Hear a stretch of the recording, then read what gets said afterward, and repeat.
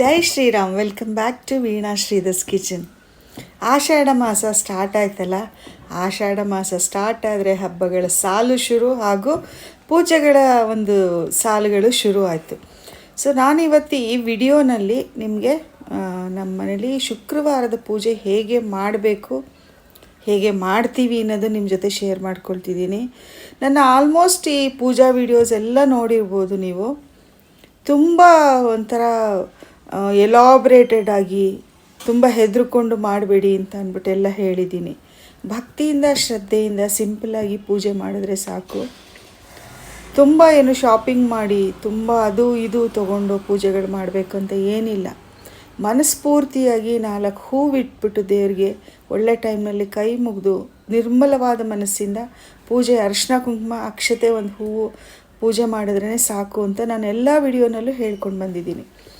ಹಾಗೆ ಶುಕ್ರವಾರದ ಪೂಜೆ ನಾನು ಯಾಕೆ ಇವತ್ತು ವಿಡಿಯೋ ಮಾಡ್ತಾಯಿದ್ದೀನಿ ಅಂತ ಅಂದರೆ, ತುಂಬ ಜನಕ್ಕೆ ಕೆಲಸಕ್ಕೆ ಹೋಗ್ತಾ ಇರ್ತಾರೆ, ಚಿಕ್ಕ ಪುಟ್ಟ ಕೆಲಸಗಳು ಮಾಡ್ತಾ ಇರ್ತಾರೆ, ಹೋಗಲೇಬೇಕು, ರಜಾ ಹಾಕೋಕ್ಕಾಗಲ್ಲ. ಈ ಥರದ್ದೆಲ್ಲವ್ರಿಗೆಲ್ಲರಿಗೂ ಒಂದು ಸುಲಭವಾದ ವಿಧಾನ ಅಷ್ಟೇ ಈ ಪೂಜೆನಲ್ಲಿ ನಾನು ತೋರಿಸ್ತಾ ಇರೋದು. ಅದು ತೊಗೊಂಬನ್ನಿ ಇದು ತೊಗೊಂಬನ್ನಿ ಅಂತ ನಾನು ಖಂಡಿತ ಹೇಳೋದಿಲ್ಲ. ಇರೋದ್ರಲ್ಲಿ ಮನೆಯಲ್ಲಿ ಪೂಜೆ ಮಾಡಿ 4 ಹೂವು ನಿಮ್ಮ ಮನೆ ಗಿಡದಲ್ಲಿ ಬಿಟ್ಟಿದ್ರೆ ಸಾಕು, ಇಲ್ಲದೆ ಹೋದರೆ ತೊಗೊಂಡು ಬನ್ನಿ ಹೊರಗಡೆಯಿಂದ. ಇಷ್ಟನ್ನು ಹೇಳಿ ನಾನು ಇದು ವಿಡಿಯೋ ಸ್ಟಾರ್ಟ್ ಮಾಡ್ತಾಯಿದ್ದೀನಿ.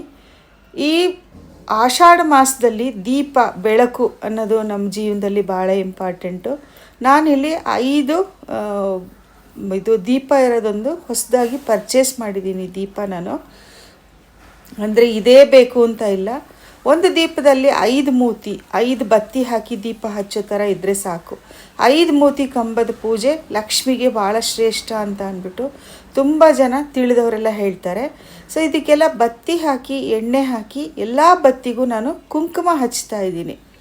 ಈ ಕುಂಕುಮ ಯಾಕೆ ಹಚ್ತಾ ಇದ್ದೀನಿ ಅಂತಂದರೆ, ಇದು ಕುಂಕುಮ ಹಚ್ಚಿ ದೀಪ ಹಚ್ಚಿದ್ರೆ ದಾರಿದ್ರ್ಯ ನಿವಾರಣೆ ಅಂತ ಹೇಳ್ತಾರೆ. ಒಳ್ಳೆ ಕುಂಕುಮ ತಗೊಳ್ಳಿ. ಇದರಲ್ಲೂ ನಾನು ಇದೊಂದು ಹೇಳಲೇಬೇಕು ನಿಮಗೆ. ಹೇಗೋ ಒಂದು ಇದು ಹೋಲಿನಲ್ಲಿ ಹಾಕೋ ಥರ ಬಣ್ಣ, ಕೈಯೆಲ್ಲ ಬಣ್ಣ, ಹಣೆಯೆಲ್ಲ ಹಚ್ಚಿದ್ರೆ ಅದು ಬಣ್ಣ ಹೋಗದೇ ಇರೋ ಥರ ಕುಂಕುಮ ತಗೋಬೇಡಿ. ಸ್ವಲ್ಪನೇ ತಗೊಳ್ಳಿ, ಆದರೆ ಒಳ್ಳೆ ಕುಂಕುಮ ತಗೊಳ್ಳಿ. ಗ್ರಂಥಿಗೆ ಅಂಗಡಿನಲ್ಲಿ ಹೋಗಿ ಕೇಳಿ, ಪೂಜಾ ಸಾಮಾನು ಅಂಗಡಿಗಳಲ್ಲಿ. ಈ 5 ದೀಪಕ್ಕೆ ನಾನು ಬತ್ತಿ ಹಾಕಿ ಎಣ್ಣೆ ಹಾಕಿ ಈ ಕುಂಕುಮ ಹಚ್ಚಿದ್ದೀನಿ ಬತ್ತಿಗೆಲ್ಲ. ಇಲ್ಲದೆ ಹೋದರೆ ನೀವು ಬತ್ತಿ ಹಾಕೋಕ್ಕಿಂತ ಮುಂಚೆನೇ ಒಂಚೂರು ಎಣ್ಣೆ ಕೈ ಮಾಡಿಕೊಂಡು ಬತ್ತಿ ಪೂರ್ತಿ ರೆಡ್ ಕಲರ್ ಮಾಡಿದ್ರೂ ಅದು ಒಳ್ಳೆಯದು. ಕೆಂಪು ಬತ್ತಿ ಪೂರ್ತಿ ಆಗುತ್ತೆ. ಅಂದರೆ ಆ ದೀಪ ಪೂರ್ತಿ ನಾವು ಉರಿಸಿ ಮುಗಿಸೋ ತನಕನೂ ಒಂದು 2-3 ದಿವಸ ಹಚ್ತೀವಿ. ಅದರಲ್ಲಿ ಅಲ್ಲಿ ಮುಗಿಯೋ ತನಕ ಕೆಂಪು ಬತ್ತಿನೇ ಇರುತ್ತೆ. ಆ ಥರ ಬೇಕಾದರೂ ಮಾಡ್ಬೋದು. ಇದರ ಹಚ್ಚಬೇಕಾದ್ರೆ ಕೈನಲ್ಲಿ ಕುಂಕುಮ ಮಾಡಿಕೊಂಡು ಅದಕ್ಕೆ ಬತ್ತಿ ಹೊಸ್ದುಬಿಟ್ಟು ಹಳೇದೆಲ್ಲ ತೆಗೆದು ಆ ಥರ ಬೇಕಾದ್ರೂ ಕೂಡ ಮಾಡ್ಬೋದು. ಈ 5 ಮೂತಿ ದೀಪದ ಕಂಬ ಪೂಜೆ ನಮ್ಮ ತಾಯಿ ಶುಕ್ರವಾರ ಪೂರ್ತಿ ಮಾಡ್ತಾಯಿದ್ರು. ಆಷಾಢ ಅಂತ ಅಲ್ಲ, ನಾರ್ಮಲ್ ಶುಕ್ರವಾರ ಕೂಡ ಮಾಡ್ತಾಯಿದ್ರು. ನಾವು ಈ ವಿಡಿಯೋನಲ್ಲಿ ಜಾಸ್ತಿ ದೀಪದ ಬಗ್ಗೆನೇ ಹೇಳ್ತಾ ಇದ್ದೀನಿ. ಯಾಕೆಂದರೆ ವರ್ಕಿಂಗ್ ವುಮೆನ್ಗೆಲ್ಲ ಹೆಲ್ಪ್ ಆಗಲಿ ಅಂತ ಅಂದ್ಬಿಟ್ಟು ಈ 5 ಮೂತಿ ದೀಪದ ಕಂಬ ಹಚ್ಚಿಬಿಡಿ. ಹಚ್ಚಿ ಇದು ಒಂದು ನಮ್ಮದು ಆಷಾಢ ಶುಕ್ರವಾರದ್ದು ಒಂದು ಸ್ಪೆಷಲ್ಲಾಗಿರೋ ನಾವು ಮಾಡ್ತಾ ಇರೋ ಒಂದು ದೀಪದ ಕಂಬದ ಪೂಜೆ. ಮತ್ತು ನಾವು ಯಾವುದ್ರಲ್ಲಿ ಇಟ್ಟಿರ್ತೀವೋ ಪೀಠ ಅಂತ ಹೇಳ್ತಾರೆ ನೋಡಿ, ನಾನು ಪುಟ್ಟು ಮಣೆ ಇಟ್ಕೊಂಡಿದ್ದೀನಿ ಇದಕ್ಕೋಸ್ಕರನೇ. ನೋಡಿ, ಇದನ್ನು ಕೂಡ ನನ್ನ ಮಗಳು ಚಿಕ್ಕವಳಾಗಿದ್ದಾಗ ಈ ಚಪಾತಿ ಮಾಡೋಕ್ಕೆಲ್ಲ ಪುಟ್ಟ ಮಕ್ಳಿಗೆ ಆಟ ಸಾಮಾನೆಲ್ಲ ಸಿಗುತ್ತಲ್ಲ, ಅದ್ರದ್ದು ಇತ್ತು ಮನೇಲಿ ಲಟ್ಟಣಿಗೆ ಮಣೆ. ಅದನ್ನು ನಾನು ಇವಾಗ ಈ ದೀಪ ಇಡೋಕ್ಕೆ ಇಟ್ಕೊಂಡಿದ್ದೀನಿ. ಇದು ಸಿಕ್ಕಿದ್ರೆ ಇವಾಗ ಎಲ್ಲ ಅಂಗಡಿಗಳಲ್ಲೂ ಸಿಗುತ್ತೆ. ಪುಟ್ಟದೊಂದು ತಂದಿಟ್ಕೊಳ್ಳಿ. ಇದಾದಮೇಲೆ ಈ ದೀಪ ಆದಮೇಲೆ ನಮ್ಮ ಮನೆಯಲ್ಲಿ ರೆಗ್ಯುಲರಾಗಿ ನಾವು ದೇವರಿಗೆ ದೀಪ ಹಚ್ತೀವಲ್ಲ ಅದು ಹಚ್ಚಬೇಕು. ಇದು 5 ಮೂತಿ ದೀಪದ ಕಂಬ ಹಚ್ಚಿದ್ದೀವಲ್ಲ ಅಂತ ಸುಮ್ಮನೆ ಆಗಬಾರ್ದು. 2 ದೀಪದ ಕಂಬ ನಮ್ಮ ಮನೆ ಡೈಲಿ ಪೂಜೆ ಹಚ್ಚಬೇಕು. ಇದಲ್ಲದೆ ಆಷಾಢ ಶುಕ್ರವಾರ ಆಗಿರೋದ್ರಿಂದ 2 ತುಪ್ಪದ ದೀಪ ಹಚ್ಚಿ, ಚಿಕ್ಕ ದೀಪದಲ್ಲಿ ಅಂದರೆ ದೀಪದ ಕಂಬದಲ್ಲಿ ಸ್ವಲ್ಪನೇ ತುಪ್ಪ ಹಾಕಿ, ಬತ್ತಿ ನೆನೆಯುವಷ್ಟೇ ಬೇಕಾದ್ರೆ ತುಪ್ಪ ಹಾಕಿ ಅದೆಲ್ಲ ಚೆನ್ನಾಗಿ ಬತ್ತಿ ಎಲ್ಲನೂ ಕೈನಲ್ಲಿ ತುಪ್ಪ ಮಾಡಿಕೊಂಡು ಹೊಸದು ಚೆನ್ನಾಗಿ ಬೇಗ ಚೆನ್ನಾಗಿ ದೀಪ ಹಚ್ಚುತ್ತೆ. ಮತ್ತು ದೀಪ ಒಂದು ಕಡೆ ತನಕನೂ ಬತ್ತಿ ಪೂರ್ತಿ ತನಕನೂ ಉರಿಯುತ್ತೆ. ಆ ಥರ ಮಾಡಿಕೊಂಡು ದೀಪ ಹಚ್ಚಿ. ಇದಾದಮೇಲೆ ನಮ್ಮ ಅನುಕೂಲದ ಪ್ರಕಾರ, ನಮ್ಮ ಇಷ್ಟದ ಪ್ರಕಾರ ಒಂದು ಕುಂಕುಮಾರ್ಚನೆ ಲಕ್ಷ್ಮಿ ಅಷ್ಟೋತ್ರನಾದರೂ ಹೇಳ್ಕೊಳ್ಳಿ. ಇಲ್ಲದೆ ಹೋದರೆ ನಿಮಗೆ ಒಂದು ಲಕ್ಷ್ಮಿ ಗಾಯತ್ರಿ ಬೇಕಾದರೂ ಹೇಳ್ಕೊಳ್ಳಿ.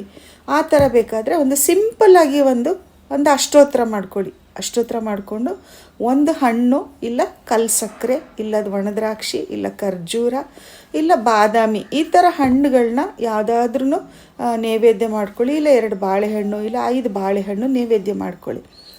ಇನ್ನೂ ಅನುಕೂಲ ನಿಮಗೆ ಟೈಮ್ ಇತ್ತು ಅಂತ ಅಂದರೆ ಒಂದು ಪಾನಕ, ನಿಂಬೆಹಣ್ಣಿನ ಪಾನಕ ಹಾಗೂ ಒಂದು ಹೆಸರುಬೇಳೆ ಕೋಸಂಬರಿ.